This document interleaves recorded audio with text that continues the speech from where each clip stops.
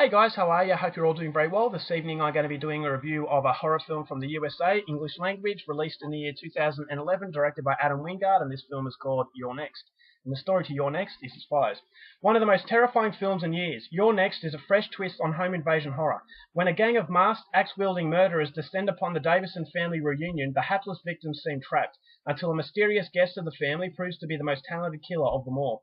So the movie starts off with Crispin. He's the main character. He has a girlfriend that he is going to introduce to his family during the family reunion that is held in his parents' mansion located in the middle of nowhere. So they get to the mansion, everyone else gets there, and they start having dinner, and this is where they come under attack by someone from outside. So a crossbow bolt has been shot through the window, and it's hit one of the house guests in the head and killed him. So when he falls to the ground, they realize they're under attack. They're absolutely terrified. They're very confused as to what's going on, and they barricade themselves inside the house. Now, they don't know what they're going to do because they realize that a group of masked maniacs is out to get them, and they want to get inside the house for reasons that are clear later on. And in order to survive the night, the house guests are going to have to work with each other. And they realize later on that one of the house guests has a hidden talent that could well help them survive this onslaught. So whether or not that is the case is something you're going to have to find out for yourself, because that's as far as I'm going with my synopsis. Now my thoughts on You're Next. This is a difficult film to review because on first impressions I have dismissed this as an ordinary horror film, and in fact a very disappointing experience. And it's not so disappointing in the fact that I didn't think it was a good horror film. It was disappointing because it doesn't reach the expectations that everybody has built it up to be. So this is definitely a case of delusions of grandeur. It's nowhere near as good as it thinks it is, and because of the fact that it elevates itself so high as a fresh take of horror, as a breath of fresh air, taking American horror into a different direction, you're going to go into it thinking you're going to get so much more than you actually get.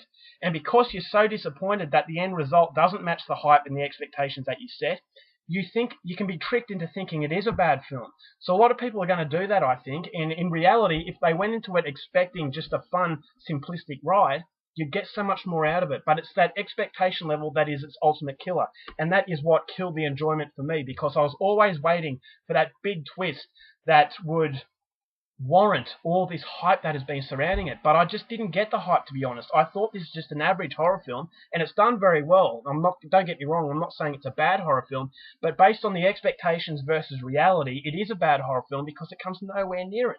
I kept thinking, am I watching the same film? What the hell is going on? This is a film that has, there's certain little inventions in there, but it's all borrowed from other films that you've seen before. So I didn't get all the hype. I will say one thing, that the central character of the film, who's an Australian actress, she was very interesting, and that is a breath of fresh air in that you really want this main character to survive the onslaught because you're very interested in her. So I will say that the main character is the best part of the film, but I just didn't think this movie warranted the levels that had been created, as because everyone's saying that how great this film is.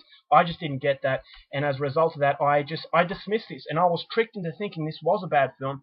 But it wasn't necessarily a bad film. I was just that disappointed that it didn't elevate itself to the levels that I was hoping it would. Now, to start off with, it is a low-budget horror film, but it's very atmospheric. I thought the setting of the mansion was very good. The masked killers, their motives were always there. You were always curious as to what was going on. And it does tell you, as the movie goes along, it feeds you more and more, and the plot thickens. So I like that aspect of it, and the continuity is very good.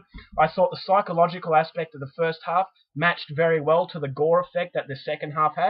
I thought it was a very good platform that the movie sets itself on, and I think it was a good payoff. I thought the soundtrack was very good. I thought the acting was decent, considering it's a lower budget sort of movie. I thought there was some black humour that was laced in there that was very surprising. I wasn't expecting to laugh as much as I did. So I think it is a very black humour sort of film in that you won't laugh at things that you're supposed to laugh at. You're laughing at these horrible events that lighten the mood to the point where it's going to appeal to the masses. And I can appreciate that because it is very self-aware. If it's a popcorn horror film and it knows it's a popcorn horror film and doesn't try to be anything else, I can appreciate that. That's where I like popcorn horror. I just don't like these popcorn horror films that think there's something that they're not, as far as extreme horror is concerned. So that aspect of it I like. But unfortunately, although it's self-aware, unfortunately the praise that the movie has for it is not self-aware. And as a result of that, you're going to be misled into thinking that this is a movie much more than it actually is. So what you get is a very atmospheric slasher, home invasion film, but unfortunately it's just nothing to warrant all the hype that it is getting. So if you go into it expecting something brilliant, you're going to think that this is a bad film, but but if you go into it expecting just a fun ride that you can enjoy with a few friends on a Friday night with some popcorn and beer, then this movie might impress you, because if I gave this a fair chance on first impression, I would have took it for what it was. But unfortunately, this is definitely a case of being overhyped to the point where it becomes a big negative. So overall, I'm going to give it 3 stars. It's still coming recommended, but it's just one of the cases of absolutely, the hype not matching reality. Alright guys, that's my review. Hope you enjoyed it. So next time, keep watching movies, and I'll see you later.